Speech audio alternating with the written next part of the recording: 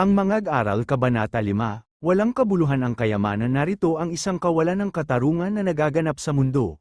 Isang tao na binigyan ng Diyos ng malaking kayamanan, maraming ari-arian, at karangalan, sa kasawiang palad, hindi niloob ng Diyos na tamasahin niya ang kasiyahang dulot ng mga bagay na ito. Bagkus ay iba ang nakinabang, ito man ay walang kabuluhan at nagdudulot lamang ng sama ng loob.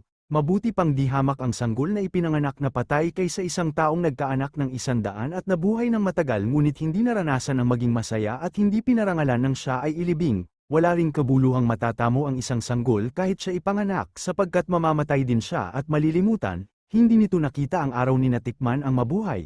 Ngunit mayroon naman siyang ganap na kapayapaan, kaya mabuti pa siya nang hindi hamak kaysa isang taong nabuhay ng 2,000 taon ngunit di nakaranas ng kasiyahan. Hindi ba't iisa lang ang uuwian ng lahat? Nagpapakapagod ang tao para sa kanyang tiyan ngunit kailan may di siya nagkaroon ng kasiyahan? Ano ang kahigtan ng matalino sa mangmang? Ano ang mapapala ng isang mahirap kahit malaman niya ang paikot-sikot ng buhay? Mabuti pa ay masiyahan sa anumang kalagayan kaysa mangarap ng di naman makakamtan, ito man ay walang kabuluhan.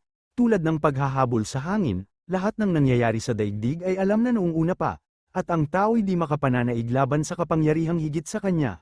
Habang humahaba ang pagtatalo, lalo lang nawawalan ng kabuluhan. Kaya paano masasabing nakahihigit ang isang tao sa kapwa? Sino ang nakaalam kung ano ang mabuti sa taong nabubuhay sa maikling panahon at pagkatapos ay mawawalang tulad ng anino? Sino ang makakapagsabi kung ano ang mangyayari pagkamatay niya?